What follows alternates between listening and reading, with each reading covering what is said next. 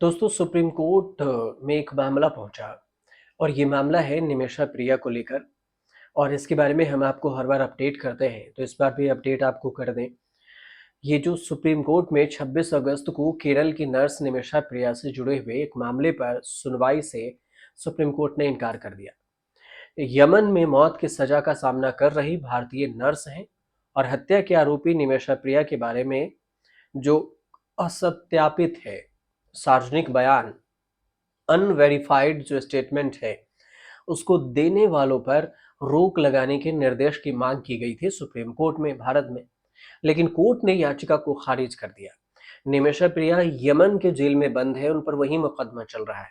Justice Vikram Nathan और justice Vikram नाथ हैं और जस्टिस संदीप मेहता, इनकी बेंच ने कार्यकर्ताओं के ए पाल को बताया कि अटॉर्नी जनरल आर वेंकटमणि ने भरोसा दिया है कि इस मामले पर सिर्फ सरकार ही बयान देगी, अन्य कोई नहीं। बेंच ने पॉल से पूछा कि आप क्या चाहते हैं, क्या आप चाहते हैं कि कोई भी सामने आकर मीडिया से कुछ न कुछ कहे।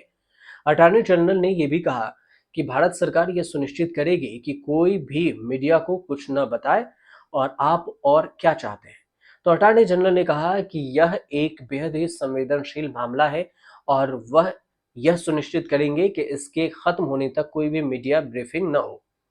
मामले को वापस लिया होगा, ये मानकर खारिज कर दिया गया। पॉल ने कहा कि प्रिया के सामने में गैंग ऑर्डर लागू करने के कानूनी दखल की मांग की गई थी। उन्होंने कहा कि वर्तमान में मामलों में नाजुक बातचीत चल रही है, कुछ व्यक्ति झूठे बयान भी दे रहे हैं, इसलिए इसको पब्लिकली नहीं किया जाना चाहिए।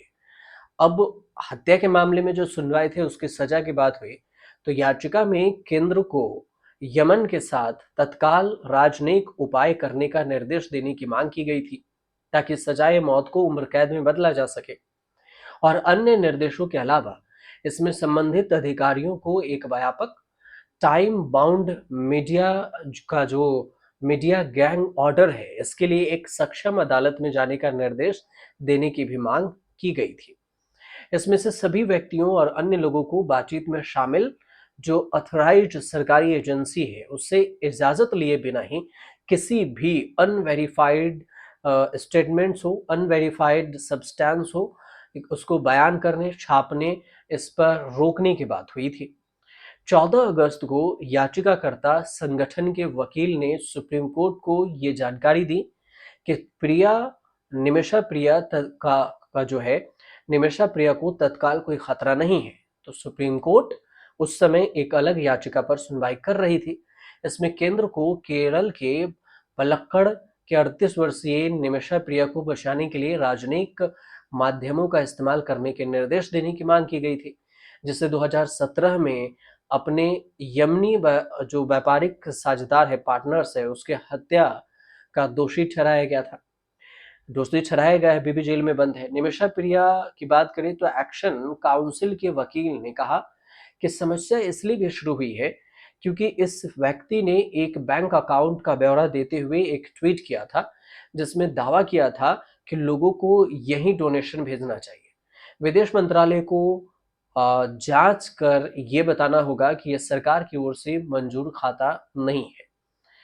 अब इस मामले में निमिषा को राहत ये है कि मामले पर मीडिया में बयान देने से भारत सरकार के अलावा किसी को भी रोकने के लिए गैंग ऑर्डर जारी किया जाए।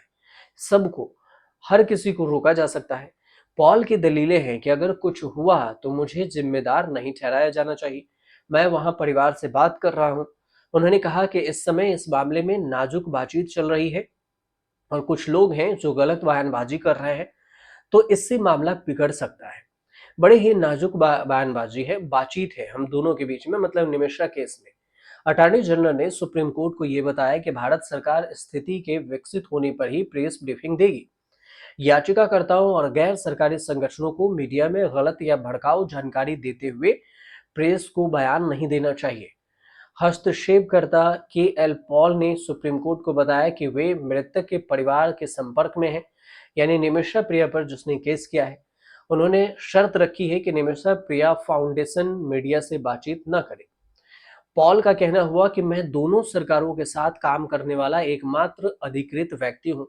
उन्होंने दलील दी थी कि निमिषा प्रिया फाउंडेशन ने मीडिया में झूठे बयान देकर फर्जी बैंक खाते की डिटेल्स जारी करके स्थिति को बिगाड़ दिया है। सुप्रीम कोर्ट को पिछले महीने ही ये बताया गया था कि निमिषा की फांसी, जो कि 16 जुलाई को होनी थी, उस पर रोक लगा दी गई थी। 18 जुलाई को केंद्र ने सुप्रीम कोर्ट को बताया कि कोशिशें जारी है और सरकार निमिषा प्रिया की सुरक्षित रिहाई सुनिश्चित करने के लिए हर संभव प्रयास कर रही है। निमिषा प्रिया को 2017 में दोषी ठहराया गया था, 2020 में मौत की सजा सुनाई गई और 2023 में उनकी अंतिम अपील खारिज कर दी गई थी। वह अमन की राजधानी सना की जेल में कैद है और अभी इस मामले पर बातचीत हो रही है दोनों के बीच में। ब्लड मनी, जिसे यमन में ब्लड मनी जिसे कहते हैं, इसका मतलब होता है कि जिस पर अभी आरोप है उनके तरफ से, जिनकी हत्या हुई है, उनके परिवार को कुछ पैसे दिया जाए और अगर वो तैयार होते हैं इस मामले को सुलझाने के लिए कोर्ट में, तो फिर इस पर रिहाई हो सकती है। और इसी को लेकर ये मामला सुप्रीम कोर्ट में पहुंचा था कि मीडिया में अनर्गल बातें ना हो, फर्जी खबरें, अनफैक्ट अनऑथराइज्ड चीजें ना फैलाई जाए, ताकि ये मामला बिगड़े नहीं। लेकिन सुप्रीम कोर्ट ने जो कहा वो हमने आपको पूरी आप तक पहुंचाई जानकारी। आपको सही लगे तो हमारे चैनल से जुड़िए, सब्सक्राइब कीजिए, शेयर कीजिए, कमेंट जरूर कीजिएगा।